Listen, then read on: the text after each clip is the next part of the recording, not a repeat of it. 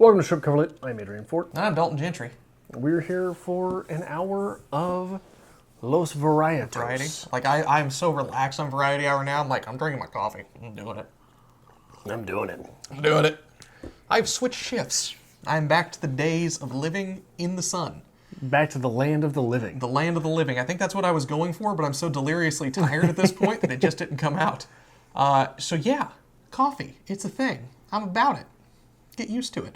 So you didn't drink coffee when you were on night shift? Not really, because like you wake up at 4 o'clock in the afternoon, it's 110 degrees outside. You don't want coffee. It was like, I just want a glass of water and lay on the couch for a while. This is terrible. Okay. Like you wake up at 6 a.m., it's still cool outside, it's dreary, it's been actually raining for once. It's been raining for like a week and a half. Have me some coffee. And just keep it going at this point. But like I mentioned this before, like when I'm not drinking coffee all the time, I have to have my sweet coffees, my frappes, my vanillas, hazelnuts. When I'm drinking coffee to keep alive during the day, black, no sugar. Yeah. Strong as can be. See, I like. I think it's about building a palate, like with alcohol. Like when I've had problems with alcohol in my life, I can definitely just down a pint without breathing. But it's all a ruse. I'm drinking just straight Malibu, and this is delicious. 151 Malibu rum. Pineapple juice. I've been listening to a lot of Tech Nine recently. Yeah. Yeah, working back. So like I told you, I've been working out a lot more. Okay. Getting back into the gym, pulling 2 days. I have gotten myself 2 days. If I talk about that, okay. I've gotten myself back into enough shape that I don't step into the gym without doing 2 miles of running. Dear God. So 2 miles of running cardio, and now I'm able to consistently work lifts in afterwards. I was, for a while, you go in, you get your 2 miles, sometimes that's it. I apologize profusely for this because I don't remember who posted this comment because it took me aback so much that I didn't even look at their name. But somebody mentioned they're a long distance runner and they are up to running 17 miles at a time. And that hurts my fucking brain. And I know I posted, I'm like, hey, Dalton, I don't think I've ever run a collective 17 miles in my life. Oh my God. That's impressive. Oh. That's especially when you're talking about cross country, you're not running around a track. No. So that is not flat ground. Oh my God, so I couldn't do it. That is impressive. Like I can't walk across the street without smoking a cigarette. So we walked down to McDonald's, got your coffee. My coffee. I got a couple burgers. We walked back. Dalton was almost dead. Yeah. It's a hill to get back to my apartment. Uphill to get back. Small incline. Now downhill, I just go ahead and give him a piggyback ride. But uphill, he's got to walk on his own. He can't be on the sled. I wish we were kidding about that. That's terrible. I don't have a lot to talk about this week. Like I said, I just got this new job. I enjoy it, actually. I'm terrified to say that. But it's actually not bad. Yeah. And maybe it's just like this huge euphoric wave I'm still riding of not working at the prison that I'm like, this is okay, I can do this, but whatever, not bad. But last night was the exception. Last night I went out to take the dogs out. It's about 10 p.m. I'm still up. And there's something in the sky. I'm like, what the hell is that? And I'm staring at it because it sounds like a plane. But it's really weird sounding, and like you hear that weird sounding plane, and you're like, oh God, is everything okay? And it just circles. I'm like, it's a helicopter. Oh, must be going to the hospital. Sounds like a plane and a machine gun had a baby. So I'm saying, war is not for me, I'll tell you that much now. So I'm standing there in the middle of my open yard with the dogs just staring at it, and it keeps doing circles. I'm like, now what the hell's it doing circles for? And then it dawns on me like, oh shit, that's a police helicopter. Yeah. Like, it's dark. I'm alone. Police helicopter is literally right above. Like, this is suspicious as hell. They figure they're looking for you. Yeah. Looking like you look. Yeah. They figure they found you. So I'm like, well, maybe I'm just going to go inside. Whatever. Within 10 minutes, my entire neighborhood is just nothing but police officers. Like, just red, blue, everywhere. And what the fuck is going on? They found you. They found me. I'm like, what? I can just imagine the guy up in the helicopter was like, there's Gentry. What the hell's that? He got out. I'm not gonna lie. We found him, fellas. It's always the weirdest feeling. It's like when the cop's following you. And, like, you know, he turns on the sirens. You're like, what? Yeah. You get that guilt feeling of, like, what am I doing wrong? Yeah. Like, what have I done? Why are they here to get me? When you know you've not done anything. Right. And then they zoom past. Yeah, but it's just always there. So when there's 30 of them surrounding your house, you're like, oh, shit. It's time. It's time to go. I don't know. I'm going, but I'm going. But anyway, I guess they had this, like, weird operation where they brought in, like, 50 units to, like, basically just bust up crime in St. Joe because crime in St. Joe is bad. I read a list not long ago said we are number 7 in the nation for Per cities capita? for cities with high, like, crime rates, like leaps in crime rate. But it's awful. During this bust, I can't remember if it was 3 or 4. I think it was 3 separate occasions of people ditched their vehicles after getting pulled over and ran. And they all ended up running and ditching their vehicles in like a 10-block radius of my house. That's my neighborhood. So it was just a shit show. Yeah. 5 hours before that, there was a shooting about 12 blocks away. Yeah. And I don't know what to do, man. And like I told Megan, I can call her Megan now. I'm like, Megan, because we needed cigarettes and like we want to go to the gas station. I'm like, no, we're not doing that. No, I'm not going to the gas station right now. I'm not dying. But no, there was a high-speed chase. They were going like 90 miles an hour through town. And like when I say town, I mean like city. It just a disaster. So I wholeheartedly, I text Adrian. I'm like, well, if I don't make it in tomorrow, I just want you to know that your choice in book we're reading sucked. He did that too. That was going to be his last text message. That was. I was proud of it. So But he's happy. It was the excitement of my week. I don't got much else, honestly. Yeah, that's crazy. I remember there was a year, maybe it was less than a decade ago. Both Kansas City and St. Louis were in the top 5 for murders per capita. Yeah. Yeah. Things aren't looking so good in the Show Me State. Well, the big issues with St. Joseph right now are obvious opiate-related drug issues. That's meth's always been. We're the kingpins of meth. And for some reason, like carjackings and car robberies, like if you leave your car unlocked at night, it's not going to be there in the morning. There was one, somebody posted a picture, because like I'm scrolling through on the Facebook trying to figure out what the hell's going on in the neighborhood, like checking the news channels, because nobody's reporting anything. And like somebody had posted a picture of a car that was stripped down like almost cartoon bare bones, like on cinder blocks, because somebody just like it broke down and they left it overnight. Like they took the doors off of it. Jesus. Yeah, it's a little... Well, I remember even when I was in college up there were people stealing catalytic converters from the parking lot. 4th of July this year, my whole family lives on one giant block. Like 6, 7 of the houses are all family. So it's like we're good in our little 2-block radius because it's all family. We just have the ghetto surrounding us. But somebody had come over from like down the street and like got a hold of one of my uncles. He's like, so just want you to know, like somebody's like literally going just car to car trying to get in them if they're unlocked. And like, I don't know if yours is or not. And he's like, yeah, keys are in it. You gotta go. Gots to go. It is time. I don't know, the older I get, like I always thought like maybe, I'd live in Kansas City. I like the city atmosphere. Oh, hell no. No, I want to live in the middle of nowhere by myself. Dalton, you basically live in the middle of nowhere and it's still bad. No, there are people around me. Like I want to be able to like go outside and not see a neighbor. Oh, okay. That's what you're saying then. Country living. You want to be rich, is what you want. Maybe. Yeah. Do you have to be rich? I don't. You have to be rich to live in the country. I mean, you got to buy the land, obviously, but like, I don't want to do anything with the land. I just want the house on the land with no one around me. Land is expensive in itself, though. Yes. So I had a buddy who, I guess you can sell the trees on your land. Absolutely. Yeah. Good money too. His grandma had a lot of land and sold the trees on it, and he got a good deal of cash. He was one of like 15 grandchildren. And still got a good deal of cash from it. So if you're selling not just the land, not just the space, not just the house on it, but also the assets thereon, you're talking about the trees too.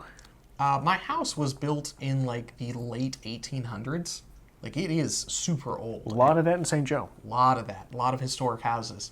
But the wood, I have like wood trim all around the house. I have a wood staircase. And there are 2 big wooden columns. Every fucking week. There are 2 big wooden columns that lead in my living room.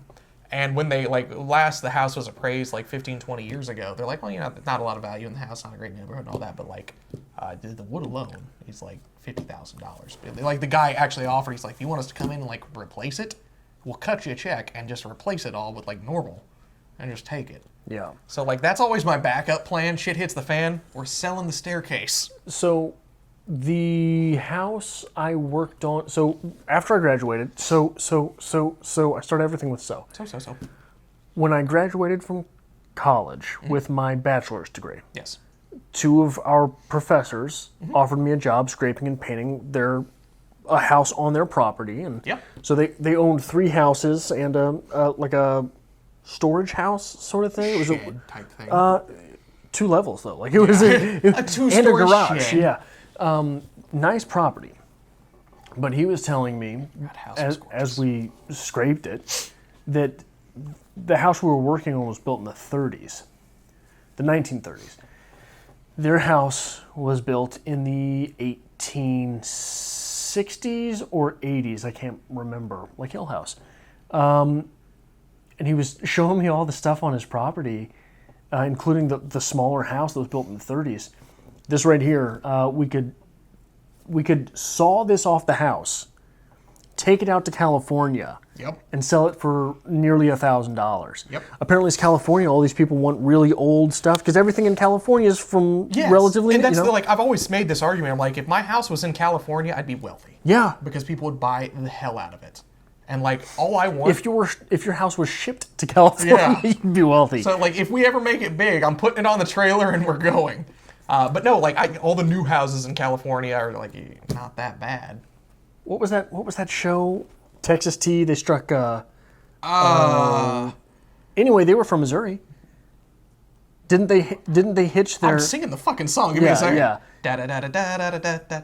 Isn't the Beverly Hillbillies? Beverly Hillbillies. Yeah, they were from Missouri. Didn't they hitch their? Really? Didn't they hitched the whole house up and everything. To the Like back took of the thing, wagon. took it out to California. Maybe that's what we should do. Like we just make it a series. I feel like it's not gonna go the way we want. It's gonna be more Grapes of Wrath. It's like it's just not great. Bad things are gonna happen. But no, I don't know. I just over everything with it. I don't understand home ownership. I don't like it. But I've always said that like I want this house out in the middle of nowhere, and like now that Megan's in the picture, that house is now considerably bigger and has a lot more amenities that I didn't need. Oh, yeah. The potential house. Yeah, the potential, the imaginary house. Like I just want a house out in the middle of nowhere. Just like with a wraparound porch. I'm like, no, not necessarily, but whatever makes you happy, love. But I've always wanted to like those little tiny houses. Yeah. I kind of want to build like a little walkway patio and have just 5 of them. Yeah.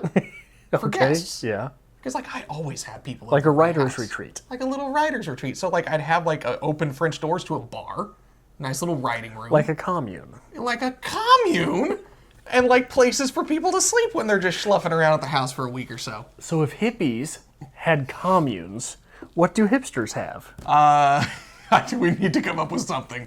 We do. I basically want to start the new wave of commune, but for hipsters. Yeah. Like we're gonna put a Starbucks in, obviously. So you'd have to pick something that's cheekily ironic, okay, but not actually ironic. Like you could call them immunes. Just see, that tickles to you. Social pressures. Yeah. I just realized, holy shit, yeah, that's a commune. That is exactly what I want. Is a commune. Oh my god, I have gone so downhill in my old age. This is terrible. This is terrible. So like, I mean, like maybe all these houses have like hacky sacks in the corner. Like just a big bin of hacky sacks, man. We gotta have hacky sacks. The first time I was in Vegas a couple months back, we went axe throwing, and you could buy this thing called a crash box or something, and they'd hang up like a little Chinese takeout box, and it had a prize inside. You threw the axe at it, and it exploded, and you took the chip up, and they gave you a prize. I want a hacky sack. Holy shit, was I excited! A hacky sack and a scarf. Best $5 hacky sack I've ever purchased. So embarrassed by myself most days. Yeah. So I'm starting this new job. Like I'm not going to talk much about the job, but like the people at my old work, I've been there for 6 years. Like they knew me and they left me alone. And I'm pretty sure when new people came in, they're like, "Oh, who's this? Who's my supervisor?" Like, "Oh, sweetheart, you'll find it. You'll know him when you see him." But like I'm trying to like introduce myself and be polite to all these new people, and like I say things every now and then. You just get that face, just okay. Yeah. Yeah, like somebody I got my Batman shoes on. And somebody commented, they're like, oh, what nice shoes. They're so unique. And I've got my Reptar socks on. And they're like, oh, you got nice socks too. I'm like, yeah, well, I really don't like to wear shoes. You should see my panties. I don't like to wear shoes. So I'm like, I'm usually barefoot. Like, if I get away with it. Like, I get kicked out of stores all the time. Because they're like, hey, shoes. You need shoes to be in here. I'm like, oh, man. But I'll go get my shoes in the hacky so, sack. I tell people, like, I don't like to wear shoes. I'm like, that's nice. Anyway, that aside, it's whatever, it's fine.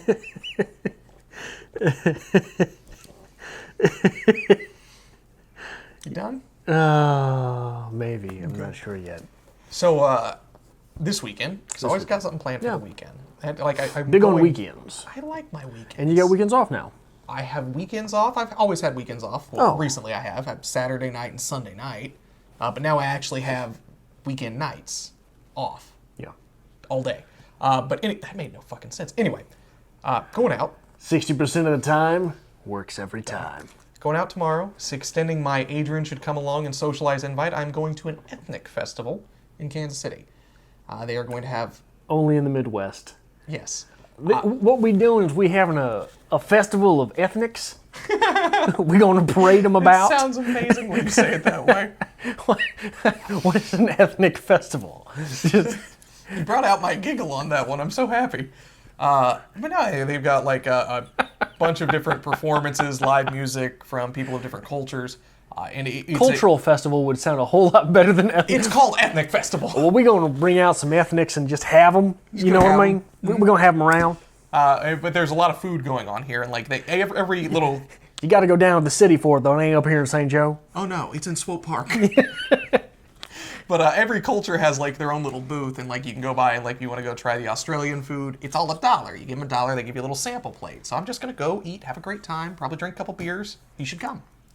That's not going to happen. I know. I'm well aware. You say that people at work leave you alone. People in general leave me alone. And I don't even have to do the training anymore. Like, it's just people see me and think, I've seen enough horror films. That's the one. I've come to the conclusion that like people only talk to me in public because they have the curiosity. It's not like being polite. They're like, I gotta go fucking talk to that guy. Look at that one. Look at the big tall one with the hair and his John Lennon sunglasses. Look at that corn-fed hipster. He got no shoes on, walking around the ethnic festival. I'm gonna go talk to him.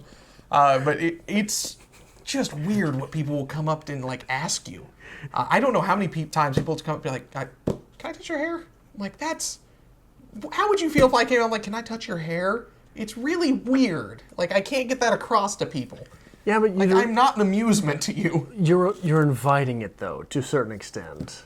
Oh, I always say yes, it's fine, I don't care, but it's just weird.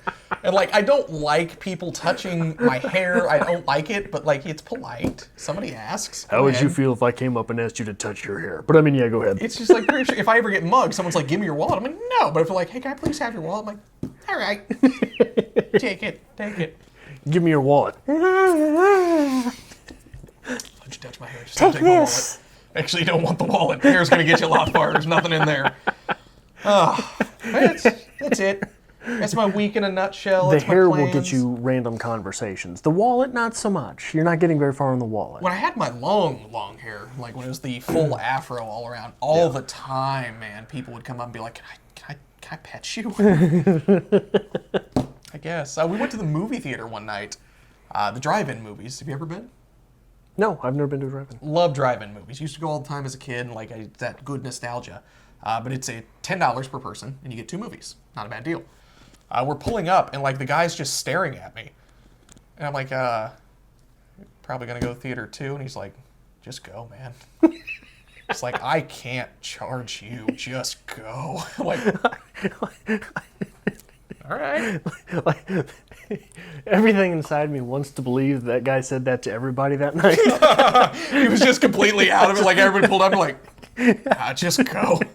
Just go. What kind of gummy worms are you working on back there, boy? There was a news story, and it's years and years ago, but like somebody was basically working as a parking lot attendant at a zoo. Have you heard this? No. And he worked there for like 25 years. And, you know, he was stood in the booth, and every time somebody would come in, it was $10 to park, you know, go park your car at the zoo. And when he quit, people were lined up at the gate because they never replaced him, and they called the zoo and like, hey, where's the parking lot attendant? They're like, what parking lot attendant? The man literally for 25 years sat in a booth and took $10 from people because they assumed no one ever knew that it existed. Like, he was just there, charging people $10 a pop every day. I can't believe that's true. It's a thing. 100%. I can't believe that's true. Yep. I cannot believe that's true. I will try to find that news article if I can. And maybe it wasn't 25 years. Was it from The Onion? No. Maybe it wasn't 25 years, but like this guy got away with it for years. I can't believe that in today's world that doesn't happen. I can't believe that absolutely happens. Because like even the people who worked at the zoo just like assumed it was like, oh, he's the guy who works at the parking lot booth, whatever, you know. People like would go interact with him because he had the vest and everything. Like he dressed the part. It's just when he decided one day, like, I got enough money. Guess I'm retired. Well, I mean, just imagine, even if you're doing 5 days a week, parking's free on the weekends. How many people go to the zoo a day? 1,000, maybe, depending on the size of the zoo. You're not making. There's no way he was pocketing $10,000 a day. I want to try it. I really do. And like people do this all the time for sporting events, especially if you go down towards like the stadiums. I mean, they'll like, you know, put signs up, $10 parking, park in my yard. I'm like, oh yeah, I'd do that. Yeah. I get behind that. But we're in the wrong business. We should be parking lot attendants. We should be faux parking lot attendants. The man's a genius, I'll tell you that much. FPA. So we were talking, though, we've been reading The Haunting of Hill House, Shirley Jackson, getting way ahead for future videos. Warmed brandy was the subject of conversation. Warmed alcohol. Yeah. Because they drink a lot of brandy in that novel. A lot of warm brandy. A lot of warm brandy. And I say to Adrian, have you ever had mulled wine? Because mulled wine is one of the finest things that ever has graced this earth. Does not sound good. It doesn't, actually, but goddamn, it's good. So I'm going to make you some mulled wine this winter, because winter is coming. We're getting into the fall seasons, and that is the perfect time for some mulled wine.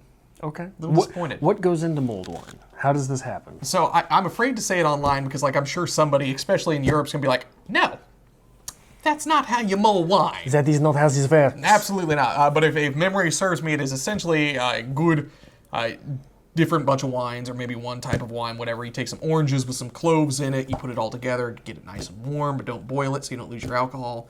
You add in some brandy, you add in some juice to kind of cut it a little bit, you know, make it not as alcoholic, and some different spices and whatnot. Cloves are big, cinnamon sticks. It does not sound good. Oh, it's delicious. It sounds like what is the when you just pour a bunch of alcohols together, what is it called? You can call it jungle juice. Jungle juice. It sounds like a wine version of jungle juice. I'll tell you what's terrible. Or sangria. Like people who, I made sangria. No, you didn't. I got a member of my family who makes something he calls Sneaky Pete. And that sounds terrifying. And a good guy, but like he passed the recipe on to me as like, you know, this should be passed on to my child, but like, you know, I don't have a son and like you're a fucking degenerate, so like, well, let me teach you how to make Sneaky Pete. And it is wholeheartedly bunch of different wines, grain alcohol, bunch of different fruits, 7-Up, and fruit juice. Not bad when you taste it. Got that jungle juice feel to it. Doesn't taste bad. Oh my God, that will knock you on your ass. There is so much grain alcohol in that. Like, I made it a couple times when I had friends coming over, and it got to the point where I'm like, I'm not making this again unless you are because people just go wild. Waivers. We were drinking one night, and I had a friend, and I'm like, I'm like, pace yourself with this, baby girl. Pace yourself. Because it's not something, it's not fuck around juice. Calm down. But he just kept going with it. He had like 4 or 5 glasses. And we're sitting around the table, as we do when we have company, and, you know, I kind of look at him like, you doing all right? And he just goes, I'm like, that's not all right. That is not all right. At that Pete done snuck up. Yes. At that point in time, we the upstairs bathroom, we had a crack in one of the pipes, so we weren't using it. And, like, I hadn't gotten into the remodeling stage yet. I just, like, don't use that shower. We're going to remodel it. We'll fix the pipes. But it was just kind of like an off-limits thing.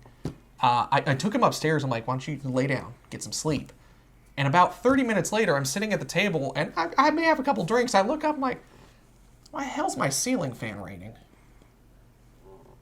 I Yep, there's definitely water coming out of the ceiling fan. How is that a thing? That can't be a safe thing, but that's a thing. And it dawns on me the shower's going. So he had gotten up, put himself in the shower, turned it on, and my dining room ceiling was raining. How'd you get him out? How did I get him out? I went up there and shut the water off. I said, "You stupid son of a bitch. I'm going to murder you. Go to bed. Go to your room." But anyway. That's Sneaky Pete. That sounds real sneaky. And that's why we have warnings with it now. Yeah.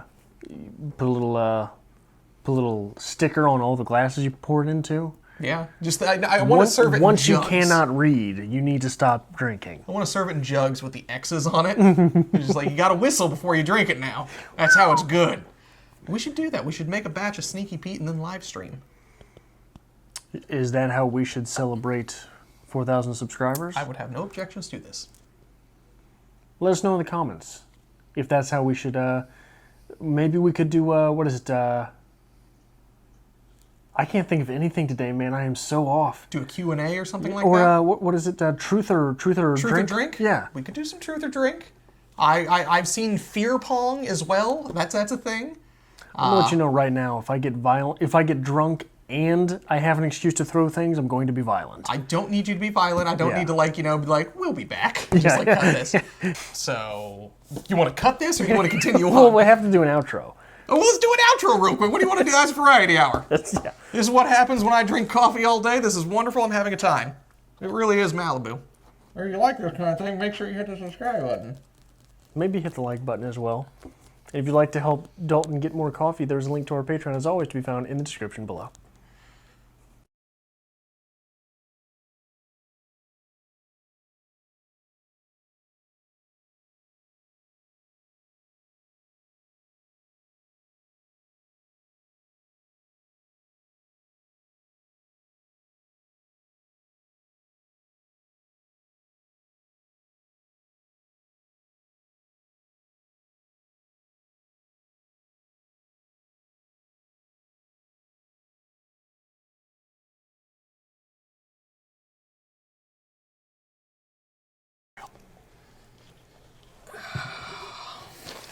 Your ribs still screwing with you? Actually, no. No. Like, sitting and standing, I was gonna say, there's a small twinge. But beyond that, whew, Yeah. worlds better. Give it time. You'll sneeze. Shut up.